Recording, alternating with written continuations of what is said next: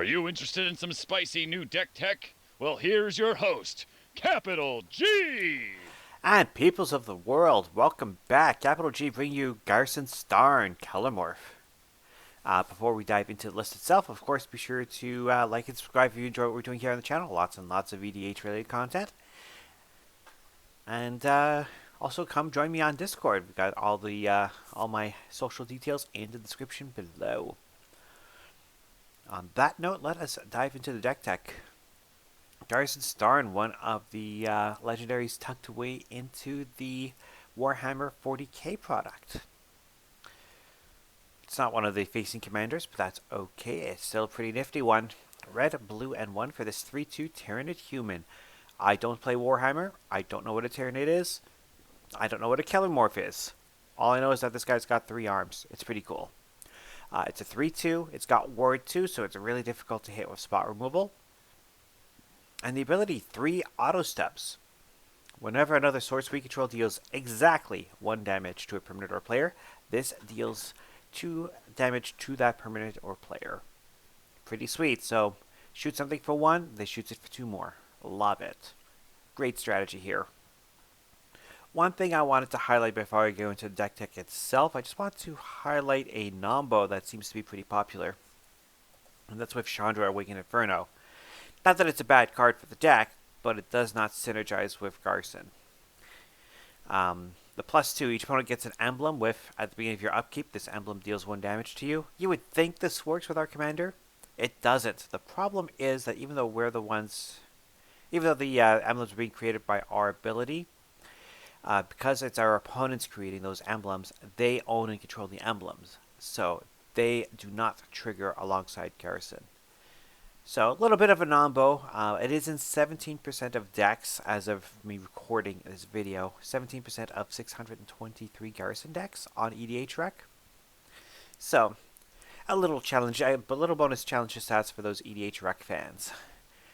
This card is good, but it's not that good in this deck. Just wanted to highlight that off the hop. Let's go into the artifact suite and actually talk about the deck. Let's start with reliable mana pieces such as the Arcane Signet, Basilisk Collar. Equipped creature has Death Touch and Lifelink.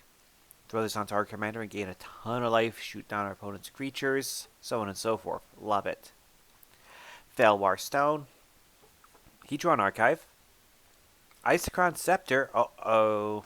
This is always suspicious, and you know why? Because Isochron Scepter combos with a lot of instants, especially this guy right here, the Dramatic Reversal. Since we're playing a lot of creatures that tap to deal damage to our opponents. Having infinite untaps, because that's the goal here, is infinite untaps of all our non-land permanents, is a way to end the game right then and there. So the Scepter Reversal combo is in effect. Is that Signet, the Resurrection Orb. Great little piece from the Warhammer 40k decks. They have a lot of new and interesting cards. 2 mana for this artifact. Equipped creature has lifelink, which that's something our commander would like to have. Whenever an equipped creature dies, return the card to the battlefield under its owner's control at the beginning of the next end step. So great way to protect our commander. The equipped 4 is a little high, but totally worth it. Shadow Spear, again with the lifelink, also the +1/+1 and trample is pretty nice. Permanents our opponents control lose Hexproof and Indestructible with that activated ability is amazing. A major staple of our format. Sol Ring. I am running the Sword of Fire and Ice, Sword of Sinew and Steel, and Sword of War piece in the deck.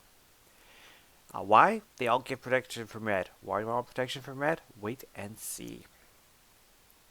1,000-Year Elixir. Being able to tap our permanents as though they had haste. Yes, please.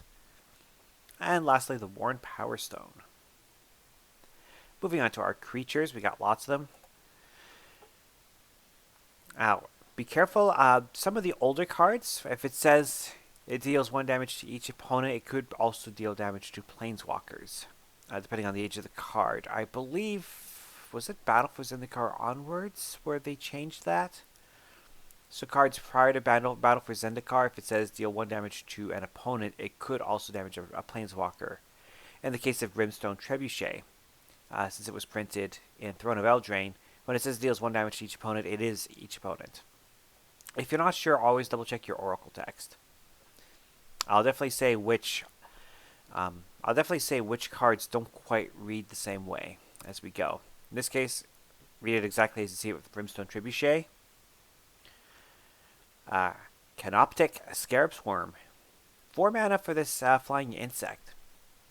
When this enters the battlefield, exile target player's graveyard.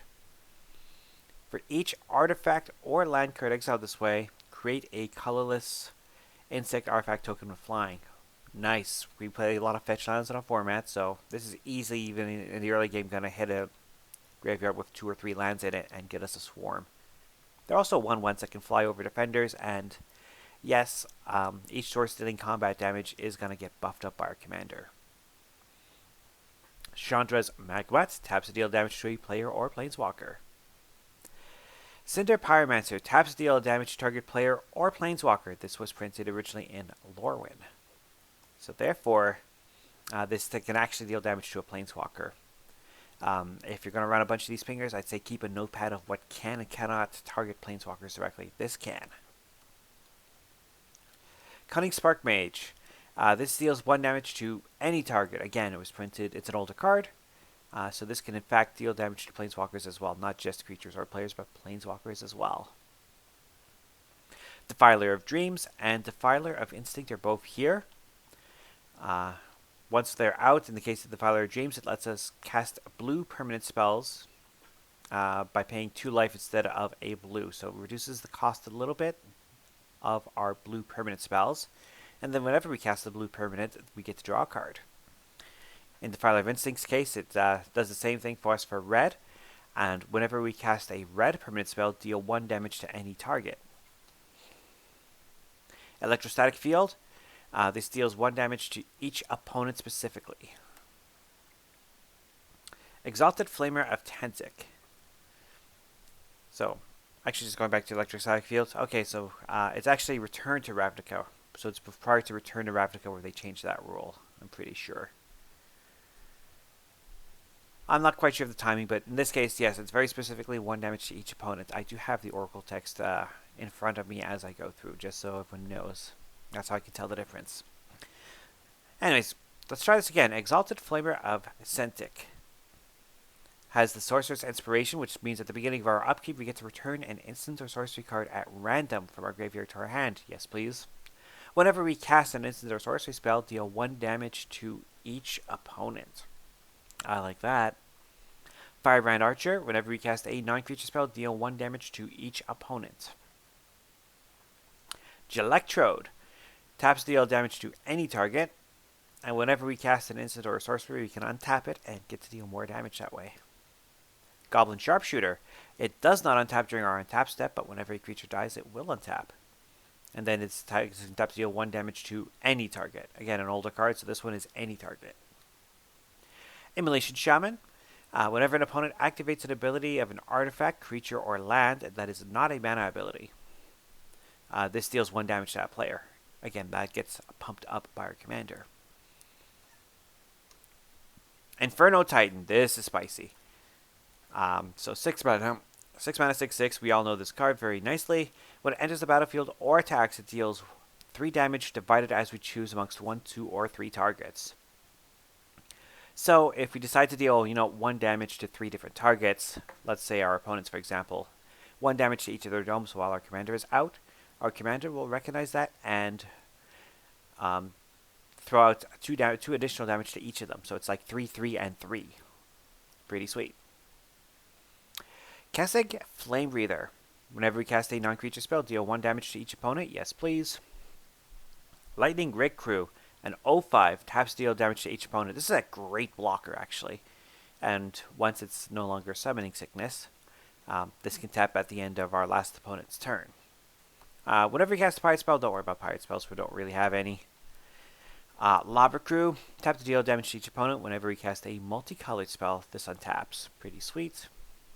Nettle Drone. Taps to deal damage to each opponent. Whenever we cast a colorless spell, i.e. our artifacts, we get to untap it. Yeah, running Niv Mizzets. We've got Niv Mizzet Draco Genius here. We've got Niv Mizzet Perun here. And we've got Niv Mizzet the Firemind all here. because all of them have the ability to deal damage 1 point at a time, which again gets buffed up by our commander. Pink Horror coming in from one of the 40k decks, red, blue, and 3 for 4/4. It has, how do you even say that word? I don't know, something flames. I don't even know how you say that word, and I am not going to practice it now. Whenever you cast an instant or sorcery, deal 2 damage to each target. Or any target, sorry. Any target, which is pretty sweet. And it also splits, so if this ever dies, it splits into two 2/2s that deal 1 damage whenever you cast an instant or sorcery spell. And those, it's actually better once it splits for us. Prodigal Sorcerer, because of course we would.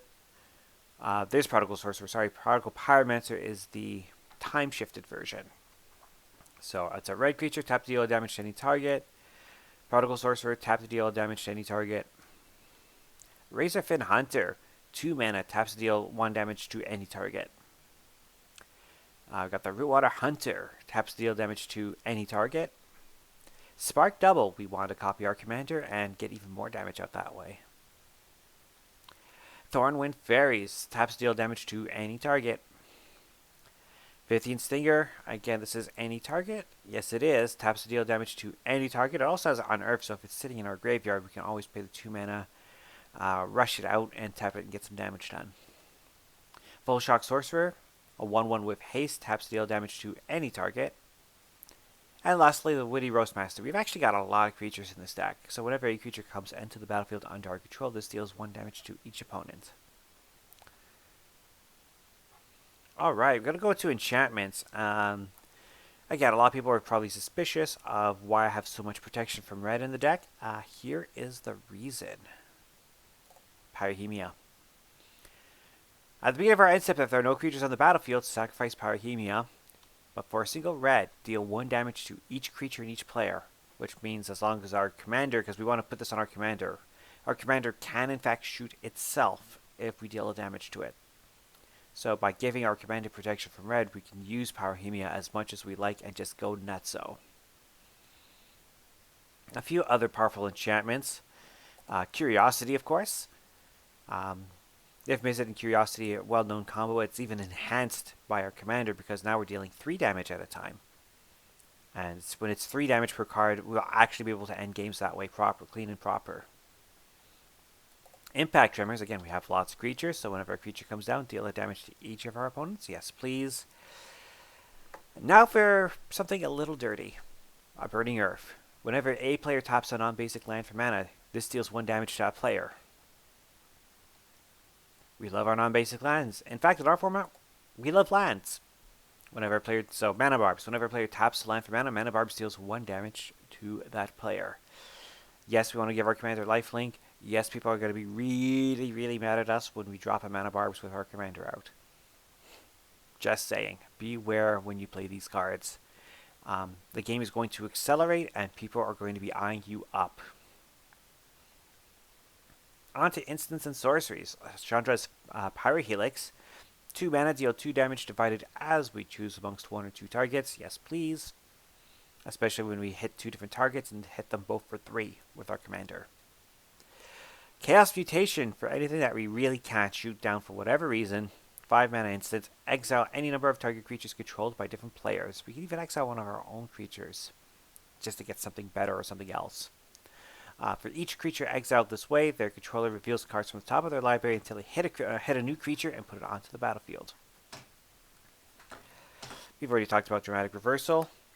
Electrolyze, deal 2 damage divided as we choose amongst 1 or 2 targets, then draw a card. Running the March of Swirling Mist, somebody board wipes, it's a great defense. Pongify. I like Pongify and Rapid Hybridization here. For 1 mana, destroy any creature that we can't otherwise shoot down. They get a 3/3, which we could just tap our Prodigal Sorcerer and shoot down the token. Perfect. Reality Shift, same thing. Exile target creature, its controller manifests the top card of their library, which means the top card of their library is now a 2/2 creature, which our pingers can shoot down. Reality Shift is even better. It's a 2-for-1 for us. And if there's something that we really, really need dead, we've got Spikefield Hazard. Deal 1 damage to any target. If a permanent dealt damage this way would die this turn, exile it instead. Pretty sweet. Of course, if we need it as a land instead, we can always play it as a Spikefield Cave. Sorceries, we don't have a lot, but we do want to go get some key artifacts. So we've got both Fabricate, and we've got Solve the Equation here to go get our combo pieces. So Fabricate specifically try to get the Isochron Scepter, and Solve the Equation specifically to try and get our Dramatic Reversal. If we manage to cast a whole bunch of spells, Grape Shot is just going to put in a ton of work. Irenaeus' Vile Duplication. It's an uncommon. It's almost $5 now. It's getting up there because this is a great effect. 4 mana to create a token that's a copy of a creature we control, except the token is not legendary. So again, this can be used to copy our commander. Great effect. And a sneaky one if someone wants to go wide with plant tokens, what have you. Yamabushi Storm for 2 mana, deal 1 damage to each creature. With our commander, that means 3 damage. If a creature dealt damage this way would be put into the graveyard this turn, remove it from the game instead. Yes, please. Mass Exile, we can do that. One Planeswalker that I did put in the deck, because it does actually work very nicely for us, is Ral, Storm Conduit. It says here, whenever we cast or copy an instant or sorcery, we get to deal damage to target opponent or Planeswalker. Which, yes, our commander can interact with and chip in for that extra couple points of damage. Pretty sweet. We do have a total of 14 instants and sorceries. It's not a lot, but we'll still get a few triggers off of this. +2 for the scry, -2 for the ability to copy your instants and sorceries. 34 lands.